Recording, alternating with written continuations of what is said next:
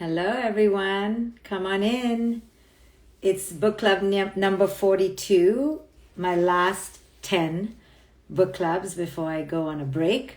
So we're talking about a radical awakening. This is book club number 42. All the book clubs are on YouTube, I believe, and you can access them eternally for posterity. So let's talk about true love. Let's talk about intimacy. Let's talk about connection and authenticity. So come on in. Yesterday the book club glitched, so it was a day of a lot of technical challenges. So I'm going to redo book club number 42 today, and come on in. Hi guys. We're talking about a radical awakening. Maybe you're having your own awakening in your own life through a life situation or a circumstance, and life is difficult right now for you or challenging. So if it is, then this is your book. This is a book that is truly written for women who are going through a portal of transformation. If you are such a woman, especially going through a tremendous midlife crisis, which is when most of our crises hit, then pick up this book. It will awaken you to your patterns. It will show you what you've been asleep to. On page 103, my pen is out annotating so much of what you say. One of the people on Instagram wrote that. Hi from Slovenia. I love the book. Started the audiobook. Finished the book. I've tuned into every book club. The book is absolutely amazing. Hi, Magdalena. Okay, so this book is really for women who have gone through enough life experience to realize that their patterns are just not working. So for a young woman, it's also amazing because they get to see what they shouldn't be doing. And for older women, it's great because they get to see what hasn't worked, right? What hasn't worked for so long. So wherever you are in your stage of life, this book is going to help you to develop your power, to enter your sovereignty, and to understand that you are the writer of your narrative. You are the writer of your story. You know, so often we women especially have been conditioned to give up our power, to look outward, to be tethered to the experience and opinions and expertise of other people. Yet, the other is so weak compared to our inner knowing. Nobody can guide us as efficiently, as superiorly as us ourselves. But because we are untethered from our own power, we are tethered to the outside, so we're untethered from our own power. We truly create surrogate powers outside of us as if they have the answer to our inner knowing. And they can't. Nobody can have an answer to our inner knowing. Nobody, because we're the only ones who can know ourselves. So because we've been trained to give up our power over and over again, we really believe that somebody on the outside has that power. It's not our fault. It's our conditioning. We've been living in a void to our own inner knowing. We've been living disconnected to our own inner power. And because of this disconnect, it's truly a mind trip. But we truly do believe that the other on the outside has power. It's a fascinating thing. We really believe this bullshit lie that somebody on the outside can know us better, can lead us better, can know who we are more than who we know who we are. It's a fascinating thing that occurs. And it occurs because we've been conditioned to rely on others on the outside. As a mother, even though my daughter makes extremely scary choices of clothes or boys or lifestyle, right? I try my best to zip my lips because I so understand that human nature needs to arrive at its own authentic power. Now, do I know the right answer for her? 120%. Do I see her running into a wrecking wall? Yes. But I try my best until and unless the danger is huge to zip it. Why? Because every human being wants intrinsically to arrive at their own inner knowing. They just don't know it because it's been robbed from them. So I try not to rob it from my daughter, even though it's like, oh my God, like, how do I not say anything right now? How do I not speak up right now? How do I not give you my opinion right now? But I learned to zip it because after a certain age, we must develop our own inner knowing. And yes, it's easy to rely on someone else. And yes, it's easy for someone to give us the answer, but that is not authentic. Authenticity arrives from struggle. It arrives from pain. It arrives from failure. So yes, as a protector, as a mother, as a friend, you want to, clench your fists because you so badly want to protect the other, but you can't. We cannot jump in to protect other people more than they want to be protected because they must arrive at that inner power on their own. So do you value authenticity or do you value dependency? Do you value that somebody go through the struggle and arrive at their own resilience? Or do you value you being the savior? Right? You have to ask yourself, what is authenticity? Authenticity is struggle. No one just knows who they are. Even if no one robbed us of our inner knowing, we would still struggle because every knowing takes time. So, given that we've been robbed from our inner knowing, we must go through the struggle to arrive back at that clarity. It takes months, if not years, to discover the inner voice that has been forgotten, that has been suppressed, that has been ignored, right? It takes cultivation. That's why I try not to suffuse my daughter's voice because she'll take years to undo that. So I'd rather her be native to herself, her be original to herself, her be the original copy, the first copy to herself. But if we lay a copy over our children and our partners and each other, then it takes even longer to discover the authentic self. So you have to ask, what do I value? What do I value? If it is comfort, then that's against authenticity. If it is complacency, that is against authenticity. If it is status quo, that is against authenticity. So you have to ask, what do I value right now? If you prefer connection, sometimes connection trumps authenticity, right? If my daughter comes to me and goes, Mommy, what do I do? And she's trying to connect, I have to really decide, do I want to be a mom or do I want to be a shepherd of her authenticity? And many times I want to just be a mom because I want love. But I always try to remember, no, I am only a shepherd to her authenticity. I don't need her to need me. I don't need her to love me. I need her to figure her own voice out. And that means sometimes abandoning the ego of mother, right? Abandoning the ego of friend, abandoning the ego of lover, right? Are we each other's spiritual ushers and spiritual partners, or are we not? Now, I know I'm asking a lot because everyone is like, no, I'm a wife, I'm a mom.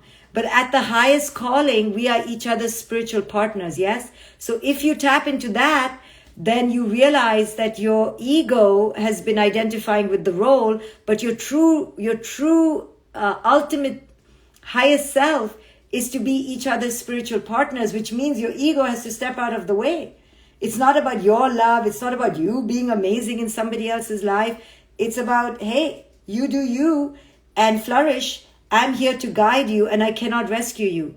I cannot step in to take away your pain because I will be doing you a disservice, because it is through your pain that you will discover your ultimate resilience. It is through the struggle that you will find your own saviorship. It is through your gnarly, lost ways, losing your way, that you will find yourself.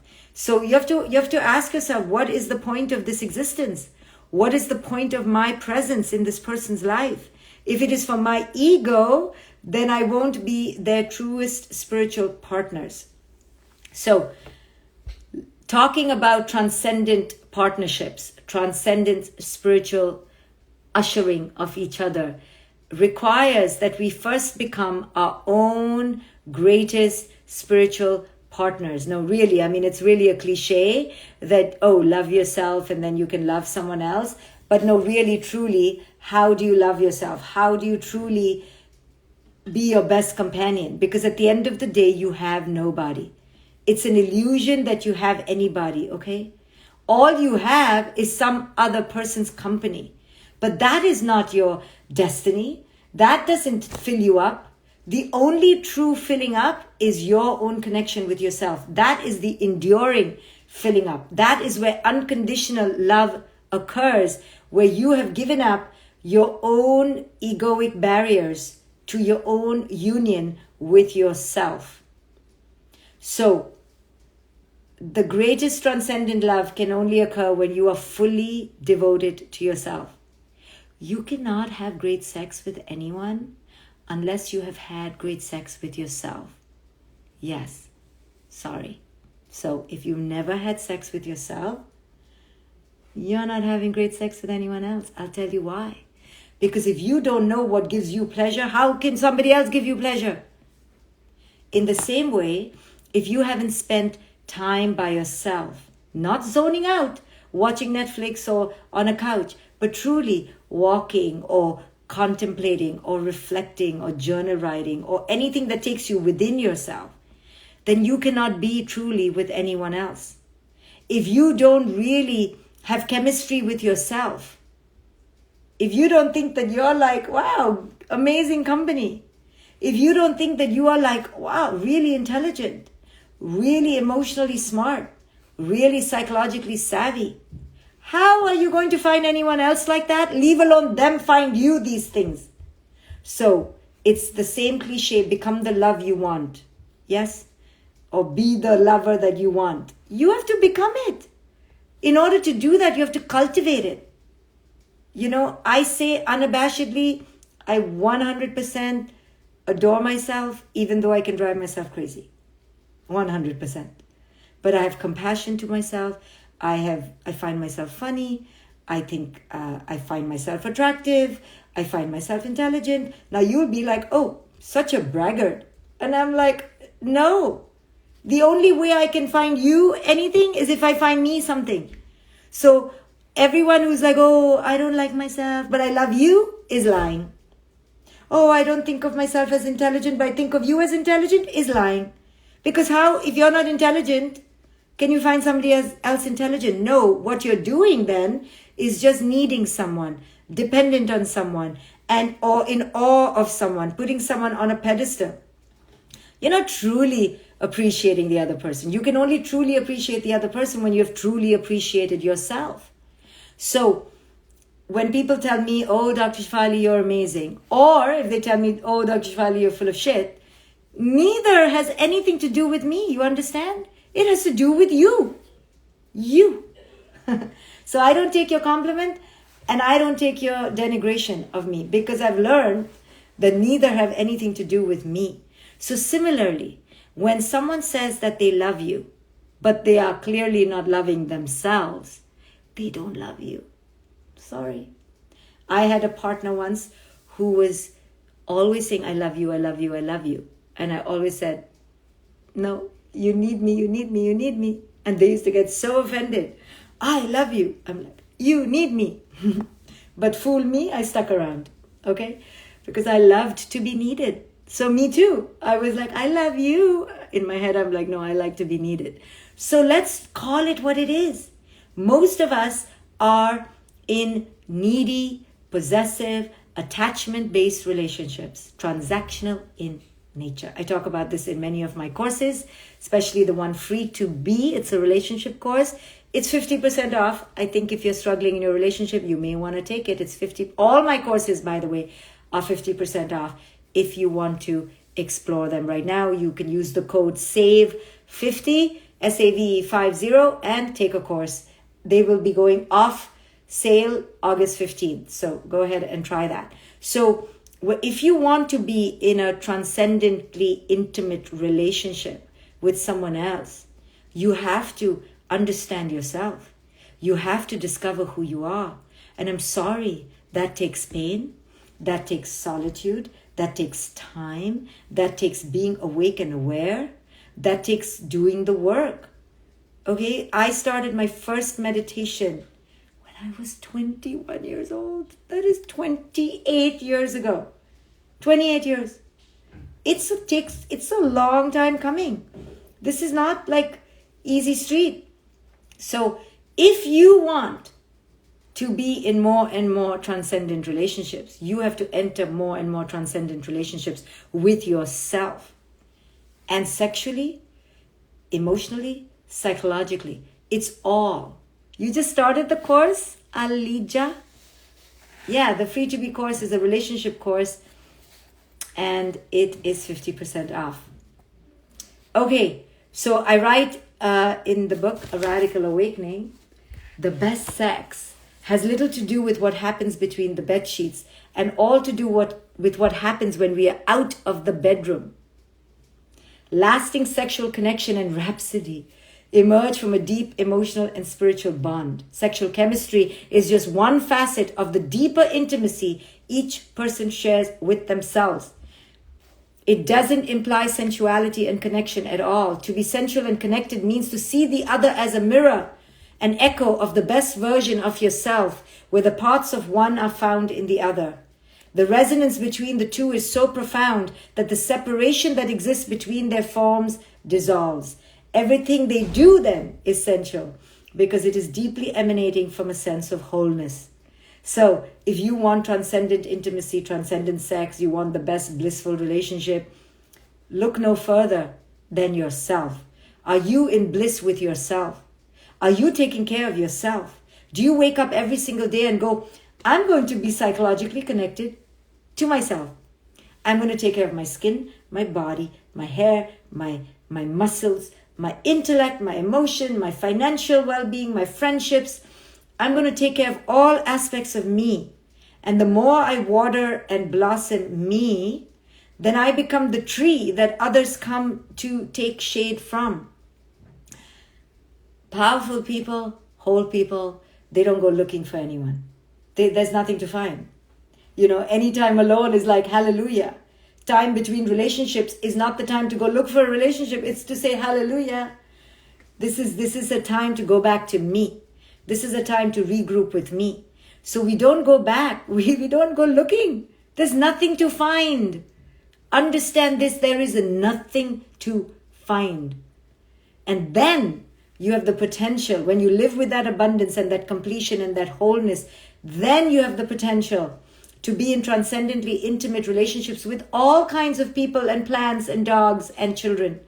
Not just lovers, all kinds. Your community becomes resemblances and echoes of who you are, and the wastage, the sewage in your life goes away. It's like a purification system.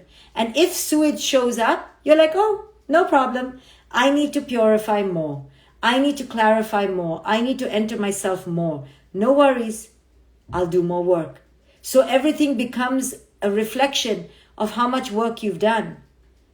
Somebody's asking, how do you teach your children? You don't teach your children anything. You figure this out on your own. Okay? If they want to learn, if they want to arrive at this at their own time, if they want to come to it because that's their calling, they will.